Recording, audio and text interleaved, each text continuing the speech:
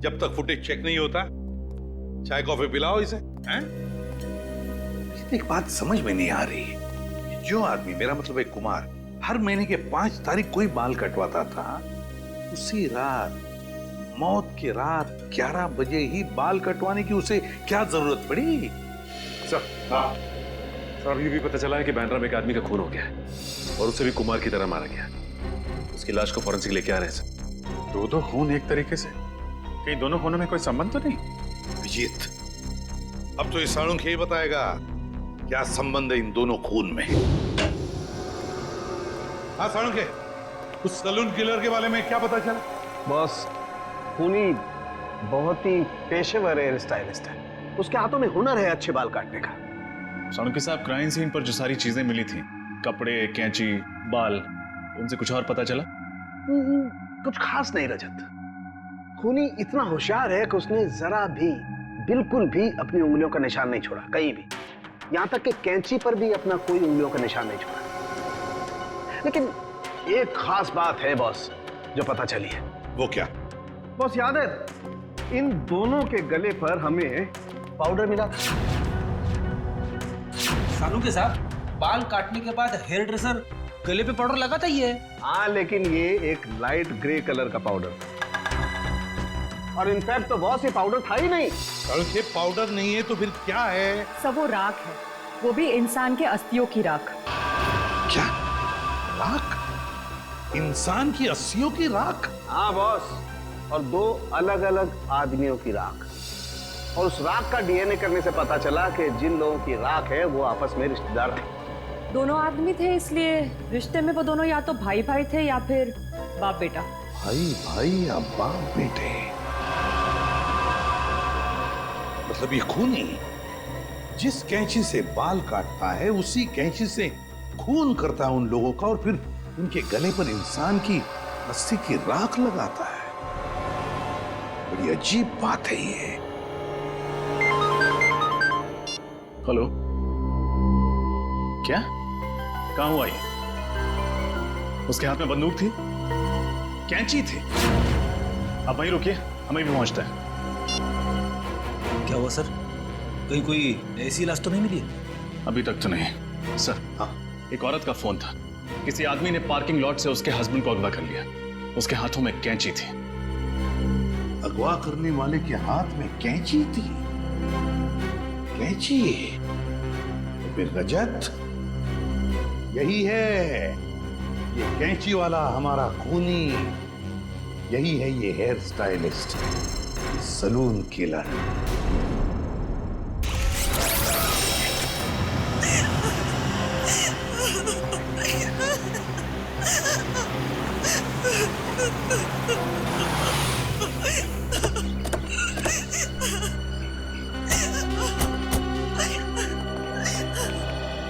आपने CID bureau में phone किया था मैडम?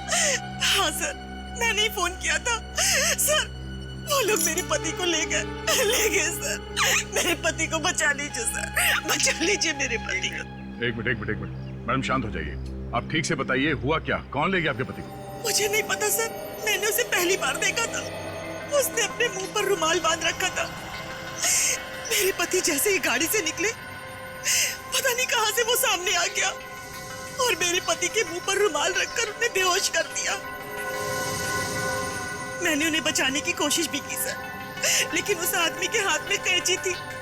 ये देखिए सर, उसने मुझ पर भी वार किया, सो मैं डर गई और उसने मेरे बेहोश पति को गाड़ी में बिठाकर पता नहीं कहां ले गया। सर, मेरे पति को बचा लीजिए सर, बचा लीजिए सर मेरे पति को। एक मिनट।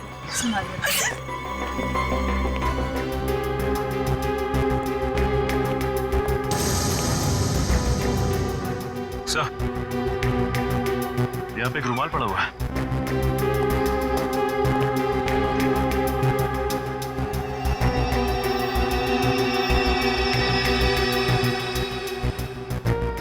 मैम, क्या ये कपड़ा इस्तेमाल किया गया था आपको पति को बेहोश करने के लिए? हाँ सर, ये वही कपड़ा है। सर, क्लोरोफॉर्म का इस्तेमाल किया। लगता है सैलून किलर बड़ी तैयारी के साथ आया था यहाँ पे। Saloon killer?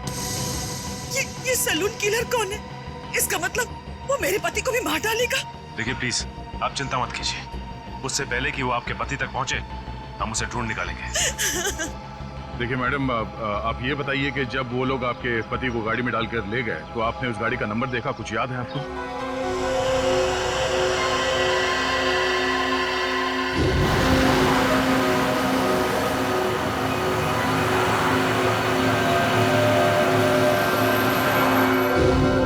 नहीं सर, नंबर प्लेट पे तो काला रंग लगा हुआ था, लेकिन गाड़ी के पीछे साइड पे कांच पे एक स्टिकर चिपका था जिसमें Q1 लिखा था।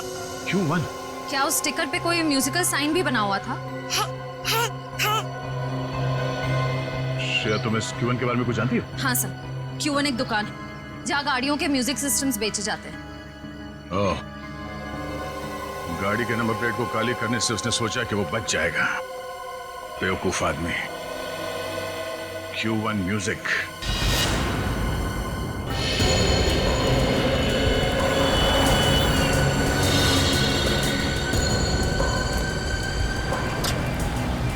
ठीक है, बोलिए सर, मैं आपको किस तरह का म्यूजिक सिस्टम दिखाऊं? हमारे पास में वैसे हर बड़ी कंपनी का है, जो आप चाहें मैं आपको दिखा सकता हूँ। वो सब छोड़िए सर, ये बताइए पहले ये गाड़ी कौन सी है आपकी? CID की गाड़ी है। सॉरी सर, पहले बताना था आपको।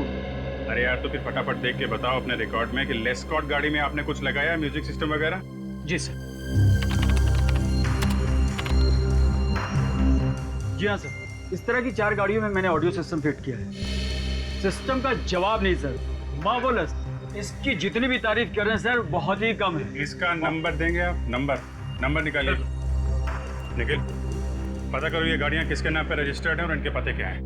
उन्हीं में से कोई है।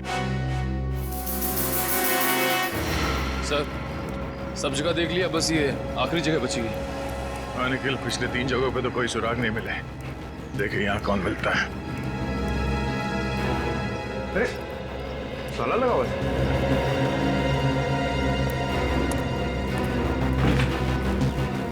क्या बात है सर?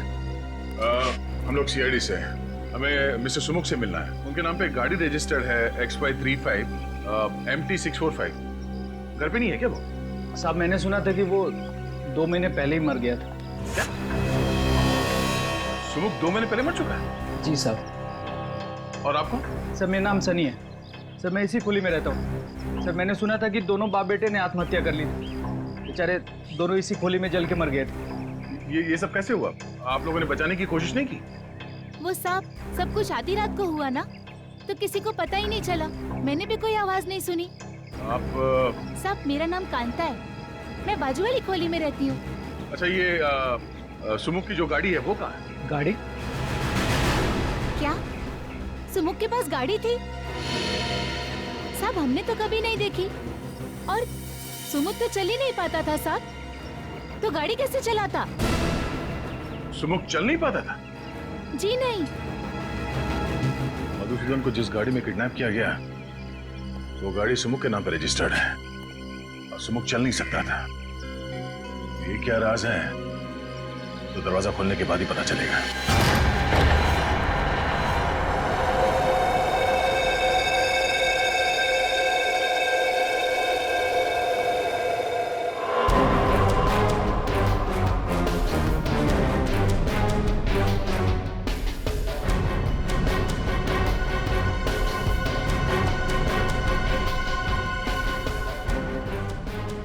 जलकर आत्महत्या कर लेते हैं। जब तक दोनों जलकर पूरी तरह से राख नहीं हो जाते, यहाँ पड़ोसियों को कुछ पता तक नहीं चलता।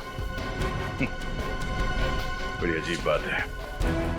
मतलब सर, आपको शक है कि सुमुख और उसके पिता ने आत्महत्या नहीं की, उन दोनों को किसी ने जला के मारा था और अब कोई उनकी मौत का बदला ले रहा है? हाँ, और वो आदमी सुमुख का कोई करीबी दोस्त हो सकता है या फिर उसके पिता का कोई करीबी रिश्तेदार।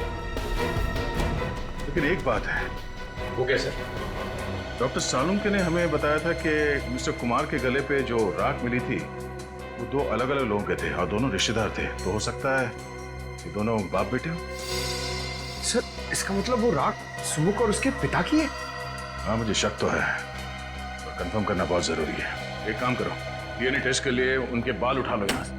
और बाथरूम से टूथब्रश और घर की अच्छी तरह से तलाशी लो। देखो कुछ मिलता है।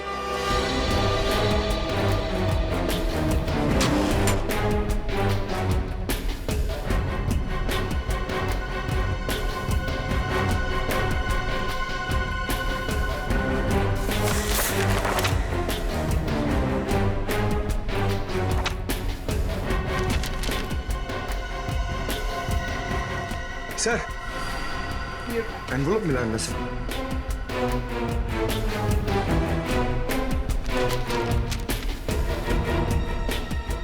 ये तो लोन एप्लीकेशन है, golden finance loan application form. Golden finance तो प्राइवेट फाइनेंस कंपनी है, कोई बैंक नहीं है। और ये फाइनेंस कंपनी का लोन एक्नॉलेजमेंट लेटर 2 महीने पहले का है, सुमुख के मरने से 2 महीने पहले का। हाँ तारिका, क्या पता चला? तो सुमुख के घर से जो टूथब्रश और बाल के सैंपल आप लोगों ने भिजवाए थे, उसकी डीएनए टेस्ट की रिपोर्ट आ गई है। और नतीजा? Perfect match. दोनों लाशों के गले पे पाई गई राख सुमुख और उसके पिताजी की ही है। मतलब मेरा शख्स सही निकला। कोई तो है, कोई तो है जो सुमुख और उसके पिता की मौत का बदला लेना चाहता है। लेकिन सर, ये समझ में नहीं आता कि मिस्टर पार्थ और मिस्टर कुमार को मारने से पहले खूनी ने उनके बाल क्यों काटे? एक क्राइम सीन को एक सैलून का रूप क्यों देना चाहता? रजत, सबसे पहले हमें यह पता लगाना चाहिए कि ऐसे कौन करीबी लोग हैं सुमुख और उसके पिताजी के जो उनकी मौत का बदला लेना चाहते हैं, और फिर इन दोनों ने आत्महत्या क्यों की? सर, ऐसा भी तो हो सकता है कि किसी ने उन दोनों को मार डाला हो और आत्महत्या दिखा रहा हो। और सर, मिस्टर पार्थ और मिस्टर कुमार को खूनी ने उनके घर में ही मारा, लेकिन मिस्टर मधुसूदन को उसने अगवा कर लिया जानबूझ के। हो सकता है मधुसूदन को किसी खास जगह ले जाकर के मारना चाहता हो।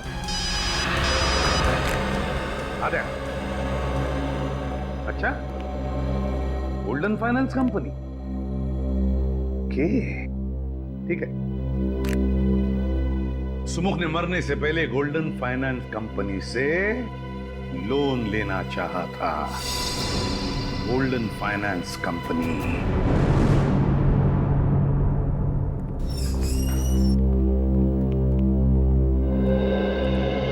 Hello sir, welcome to golden finance. कहिए, मैं आपकी क्या मदद कर सकती हूँ? देखिए, हम लोग सीआईडी से हैं और आपकी कंपनी के मालिक रघुवीर से मिलना चाहते हैं। सीआईडी से? क्या बात है सर? हमें उनसे कुछ पूछताछ करनी। कहाँ है वो? सर, रघुवीर सर तो नहीं है और आज वो ऑफिस में भी नहीं आने वाले। क्यों? क्यों नहीं आने वाले? सर, उनके पार्टनर मिस्टर पार्थ की हत्या हुई थी, तो आज उनकी शोक सभा है, तो सर वहीं पे गए हैं। पार्थ? कहीं ये वही पार्थ तो नहीं जिनका बांद्रा में खून हो गया? जी सर, वही। अच्छा, क्या पार्थ और रघुवीर कंपनी में पार्टनर्स थे? काफी समय से वो दोनों साथ में काम कर रहे थे और ज्यादातर फैसले मिस्टर पार्थ ही लिया करते थे। Thank you very much. Okay sir. पता लगाना पड़ेगा ये सुमुख पार्थ को जानता कैसे था और फिर उसने पार्थ को मारा क्यों। मैं बिल्कुल अकेली रह गई। आपके बिना मेरे जीवन में कोई मतलब नहीं। मैं कैसे जीऊंगी? एक्सक्यूज मी, रघुवीर। मिस्टर रघुवीर। ठीक है, मैं रघुवीर। माफ करना, इस समय आपको डिस्टर्ब कर रहे हैं हम लोग सीआईडी से हैं। जी सर। मिस्टर पार्थ आपके बिजनेस पार्टनर थे? जी हाँ सर। 20 साल पहले मैंने एक कंपनी शुरू की थी जो पिछले 10 साल से घाटे में जा रही थी। पार्थ अगर उसे ज्वाइन नहीं करता तो कंपनी डूब जाती सर। मैं रोड पे आ जाता। बहुत अच्छा आदमी था सर। अच्छा, आपने कभी किसी मिस्टर कुमार या मधुसूदन का नाम सुना? नहीं सर, मैं इन दोनों लोगों से नहीं मिला और ना ही कभी पार्थ के मुंह से इनका नाम सुना है। लेकिन क्या हुआ सर? मिस्टर कुमार का भी खून ठीक उसी तरह से हुआ है जैसे मिस्टर पार्थ का हुआ है, और हमें शक है कि मधुसूदन को भी उसी खूनी ने अगवा किया है। खैर, अब ये बताइए कि आपको किसी पे शक है? नहीं सर, मुझे किसी पे शक नहीं है। पार्थ बहुत ज्यादा प्रोफेशनल था, वो अपने घर और काम से मतलब रखता था।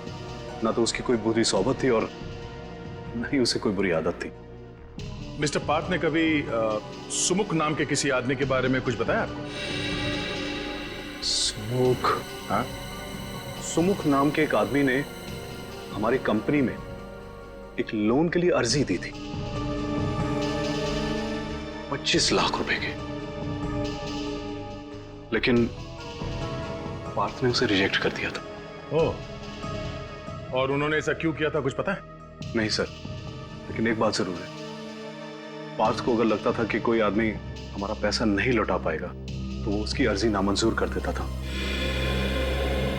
और उसका ये फैसला हमेशा ठीक होता था सर, इसीलिए हमारी कंपनी फायदे में चल रही थी। थैंक यू रघुवीर, थैंक यू। तो शायद सुमुख ने मिस्टर कुमार और मधुसूदन इन दोनों से भी कर्जा मांगा होगा। वैसे उनकी तो कोई भी फाइनेंस कंपनी नहीं थी। लेकिन कभी कभी बिजनेसमैन ऊंचे ब्याज पर कर्जा दे दिया करते हैं। एक काम करो, मिस्टर कुमार और मधुसूदन इन दोनों के परिवार वालों को और उनके ऑफिस में जितने लोग काम करते हैं उन सबको ब्यूरो बुलाओ। सर, ये कुमार जी की पत्नी है और ये मधुसूदन जी की पत्नी है। और सर, ये दोनों मधुसूदन जी की कंपनी में काम करते हैं। सर, मेरे पति का कुछ पता चला?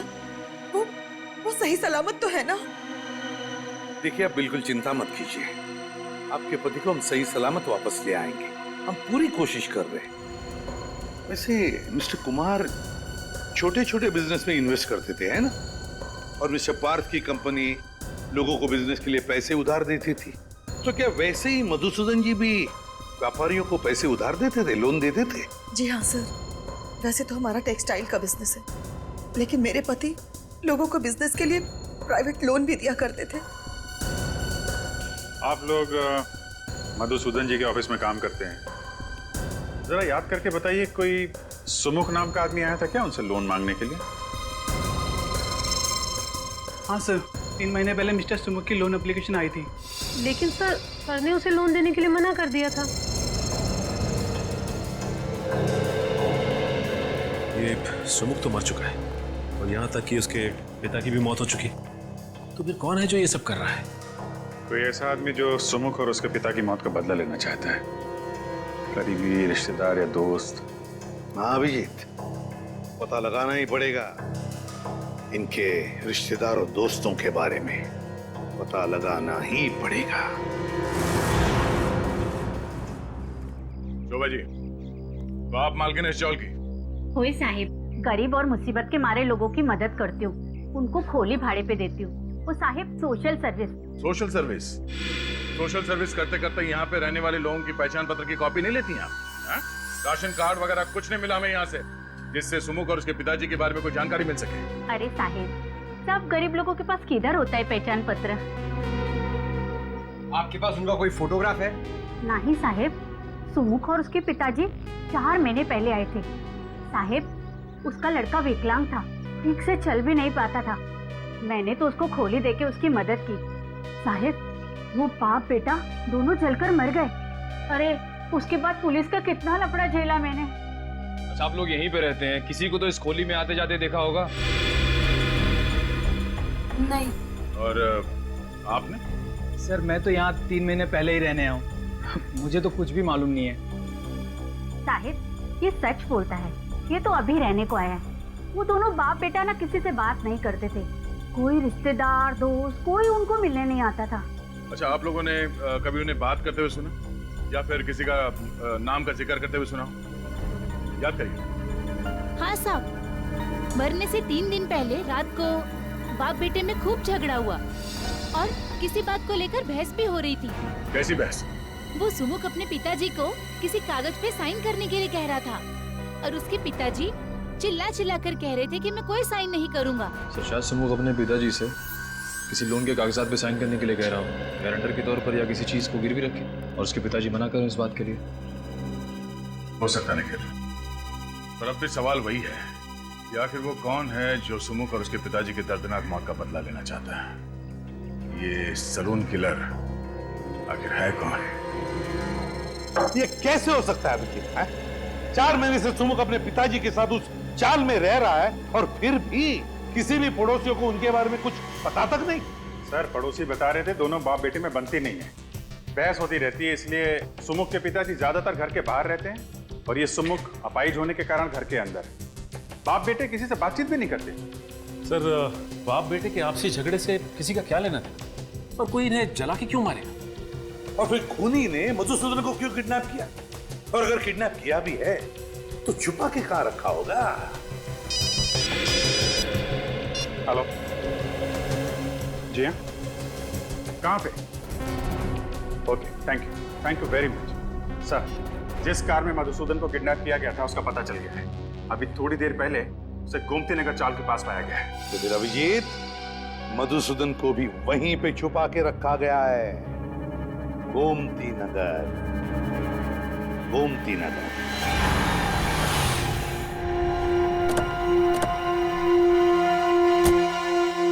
यहां से हमें पैदल ही जाना होगा, लेकिन सावधान रहना, खूनी कभी भी कोई भी हरकत कर सकता है। इस बार वो हमारे हाथों से बचना नहीं चाहिए।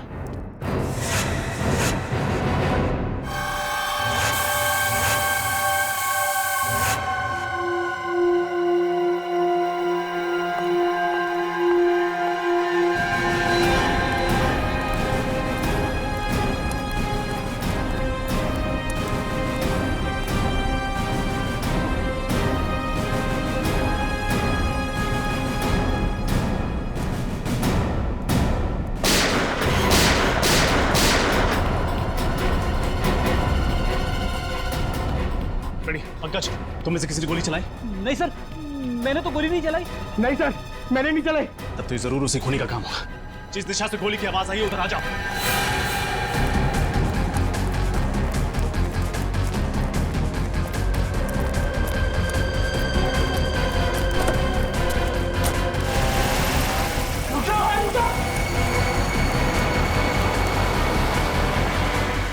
Q1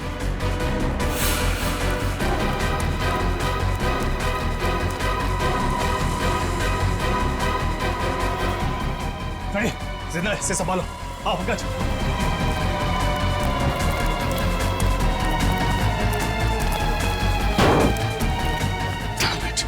खूनी को पता चल गया था कि हम यहाँ पहुंच चुके हैं। वापस चलो।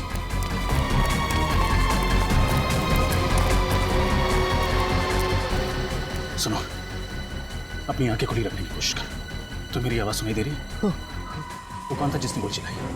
और वो तुम सबको मारना क्यों चाहता था? वो हमारे बॉस को ले गया। बॉस? क्या नाम है तुम्हारे बॉस का? लकी, लकी नाम है वो। लकी? और ये सब कौन है? ये सब बाकी सारे हमारे साथी। एक खूनी एक गुंडे को क्यों अगवा करेगा? सुनो, इसने मुजरिम को देखा है। हर हाल में इसका बचना जरूरी है। हॉस्पिटल ले जाओ इसे। चलो। हाँ जल्दी जल्दी।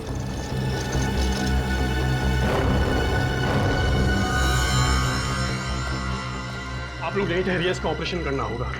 देखिए डॉक्टर साहब, इस आदमी के बयान पर 2 लोगों की जान दांव पर लगी है। 2 लोगों की जान? मैं कुछ समझा नहीं।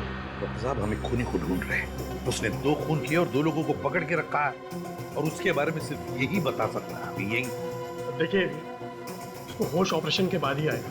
वो बहुत बह चुका है। मैं आपसे कोई वादा नहीं कर सकता। हाँ, मैं अपनी तरफ से पूरी कोशिश करूंगा। वही तो रास्ता होगा जिससे थोड़ी देर के लिए तो होश में आ सकता है। प्लीज डॉक्टर साहब, ऑपरेशन में वक्त लगेगा और इसे होश भी पता नहीं कब आएगा। उन 2 लोगों की जान बचाने के लिए 1-1 मिनट कीमती है। अगर ऐसा है तो एक रास्ता है, हम इसे होश में ला सकते हैं। क्या? मैं इसको एड्रेनालाइन का इंजेक्शन देता हूँ। नर्स जल्दी जाओ। उसको देने के बाद इसको तुरंत होश आ जाएगा, लेकिन उसका असर कुछ देर तक रहेगा। लेकिन उसके बाद इसे फौरन ऑपरेशन थिएटर ले जाना होगा, और मैं आपको 1 सेकंड भी नहीं दे सकता उसका। ठीक है।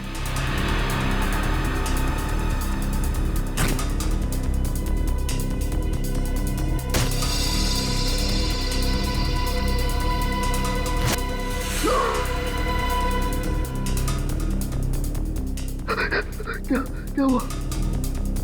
मैं कहाँ हूँ? चौल में किसी ने तुम पर गोली चलाई थी। कौन था वो आदमी? सुमुख। सुमुख का भूत लकी भाई को उठा ले गया। सुमुख का भूत? हाँ, लकी भाई ने उसे मार दिया था, अब वापस आ गया। ये बेहोश हो गया है, इसको ऑपरेशन के लिए ले जाना होगा। चलो।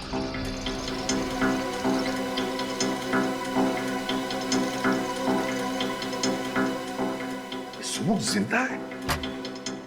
उसी की तो राख मिली थी ना कुमार और पार्थ के गले में, तो फिर ये सुमुख जिंदा कैसे हो सकता है? अगर सुमुख जिंदा है तो वो राख थी किसकी, और इस वक्त सुमुख कहाँ है? इसका जवाब तो वो अकाउंटेंट देगा, लकी का सबसे विश्वासु अकाउंटेंट। उठाओ उस अकाउंटेंट को।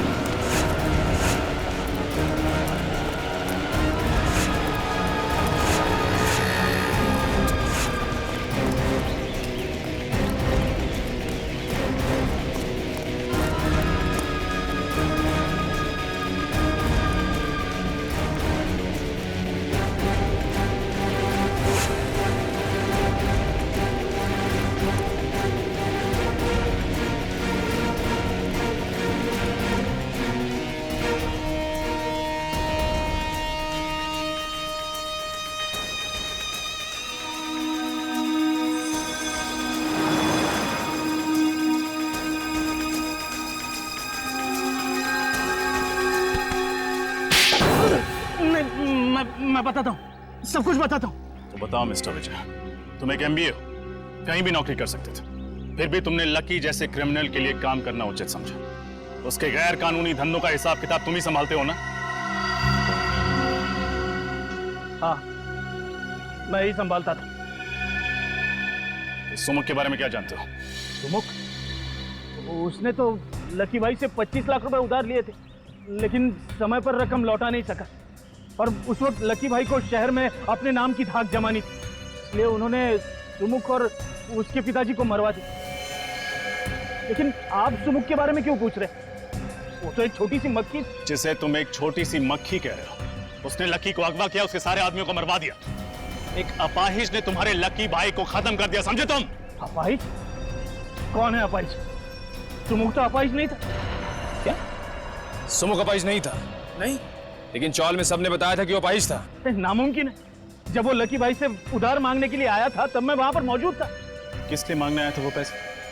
वो नई दुकान खोलना चाहता था और अपने पिताजी के लिए नया घर लेना चाहता था, लेकिन वो अपने पैरों पे चलकर वहां पर आया था और अपने पैरों पर ही वहां से गया। सर फिर है कौन जो नकली सुमुख बन के घूम रहा है, जबकि असली सुमुख अपाहिज था और अपने पिताजी के साथ जल के मर चुका है? कौन ये बहरूपिया? अच्छा, तुम्हारे पास उस आदमी का पता है जो लकी से पैसे मांगने आया था? हाँ।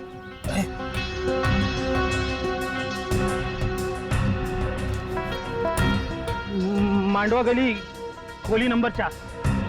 मांडवा गली खोली नंबर 4? ये तो वही चौल है जहां पे हम लोग जाके आ चुके हैं। ये वही जगह है जहां लकी ने अपने गुंडों को भेजा था सुमुख और उसके पिताजी को जला के मार डालने के लिए। एक मिनट, मेरे पास उस नई जगह का भी पता है। सुमुख ने दुकान बनाने के लिए इस जगह को भाड़े पे लिया था। 12 मयूर चौक, नविहार लेन। नविहार लेन, उसकी दुकान चलते हैं। बहुत कर ली उसने दुकानदारी। तुम पागल हो गए हो क्या? ये क्या बेउदगी है? देखो मुझे जाने दो, मैंने तुम्हारी मदद की हो, तुमने मुझे जबरदस्ती बांध के रखा हुआ है। देखो देखो, सारा किया जरा इस लड़की का है। तुम्हारे बाबा को मैंने नहीं मारा है, तुम्हारे बाबा को इसने मारा है। क्या बकवास कर रहा मधुसूदन? हाँ, जब इसने बचा हुआ पैसा नहीं दिया तो तेरे कहने पे मैंने इसके पिता को मारा और इल्जाम मुझ पर लगा रहा तू। देखो मुझे जाने दो, तुम्हें जितना पैसा चाहिए मैं दूंगा। मैं कैसा कहता हूँ, ब्याज भी नहीं लूंगा, सच कह रहा हूँ। क्या हुआ लकी? बोलती बंद ना। सर मेरा नाम सनी है सर, मैं इसी खुली में रहता हूँ। हाँ? और आप? Mister Madhusudan, textile industrialist. कितनी उम्मीद लेकर आया था ना मैं तुम्हारे पास। मैं तो बस एक छोटा सा सैलून खोलना चाहता था। अरे भीख मांगने नहीं आता तुम्हारे पास, उधार मांगने आया था। वे कागजात नहीं थे मेरे पास बैंक से लोन लेने के लिए। मजबूर है, तुम जैसे प्राइवेट इन्वेस्टर्स का दरवाजा खटखटाना पड़ा। पर तुम जैसे लोग खून चूस लेना चाहते हो हम जैसे गरीबों का। नहीं, लेकिन मैं ऐसा...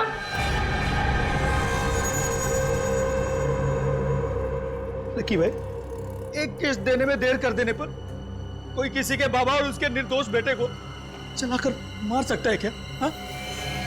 गलती हो गई, माफ कर दो प्लीज। अब मैं माफी मांग रहा हूँ।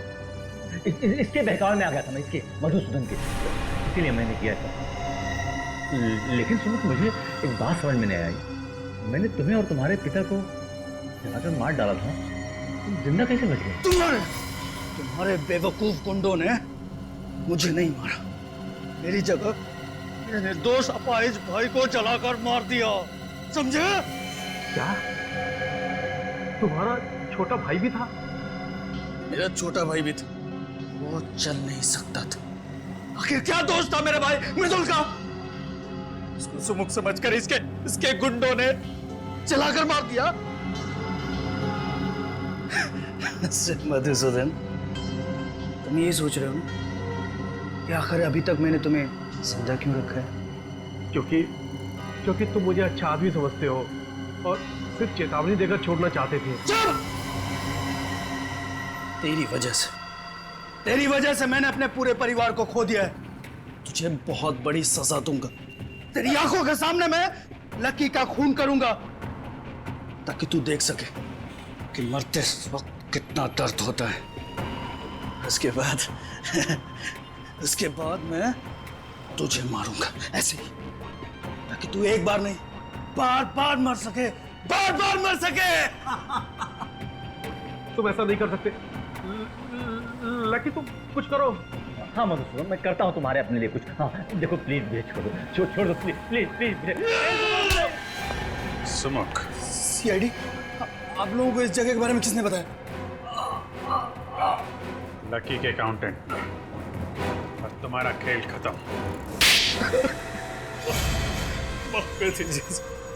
सब ऐसा नहीं था सर, बदले की आंख में मैं अंधा हो गया था। मैं तो एक सीधी सादी जिंदगी जीना चाहता था। मैं एक हेयर स्टाइलिस्ट बनना चाहता था, लेकिन मेरे बाबा स्कूल टीचर थे। उन्हें मेरा ये बाल काटने का काम पसंद नहीं था, लेकिन मैंने भी ठान ली थी कि मैं हेयर स्टाइलिस्ट बनूंगा। जब मैंने एक सैलून में नौकरी करना शुरू किया, मेरे बाबा ने मुझसे रिश्ता ही तोड़ लिया था। और तुम्हारे पिताजी शोभा जी की चौल में चले गए रहने के, और तुम भी उनके पीछे पीछे वहां चले गए और उसी चौल में रहने लगे। हाँ सर, जैसे ही मुझे पता चला कि बाबा और मृदुल वहां रहने लगे तो मैं भी वहां शिफ्ट हो गया। लेकिन मेरे बाबा तो मुझसे गुस्सा थे। उन्होंने चौल में किसी को नहीं बताया कि मैं उनका बेटा हूं, पर मैंने भी ठान ली थी कि अपना खुद का एक सैलून खोलूंगा और बाबा को साबित कर दूंगा कि एक हेयर स्टाइलिस्ट बन के भी एक इंसान कामयाब हो सकता है, उसे इज्जत मिल सकती है। और इसीलिए तुमने लोन लेने के बारे में सोचा? हाँ? हाँ सर, पर फिर भी मुझे बैंक से लोन नहीं मिल पाया। एक बार मैंने कोशिश भी की, बाबा को गारंटर के तौर पर लोन के कागजात पर साइन कराने के लिए कहा, लेकिन मेरी उनसे बहस हो गई। ये बात कांता ताई ने भी सुनी थी। पार्थ और कुमार, उन लोगों ने भी मुझे कर्जा देने से मना कर दिया था सर। और आखिर में सलून खोलने के लिए तुमने लकी से पैसे उधार लिए, क्यों? हाँ सर, और मेरा सैलून ठीक ठाक चलने भी लगा था। बस एक किस्त देने में देर कर दी थी। लकी ने अपने गुंडे बेचकर मेरे बाबा और मेरे छोटे अपाहिज भाई को जलाकर मार दिया था।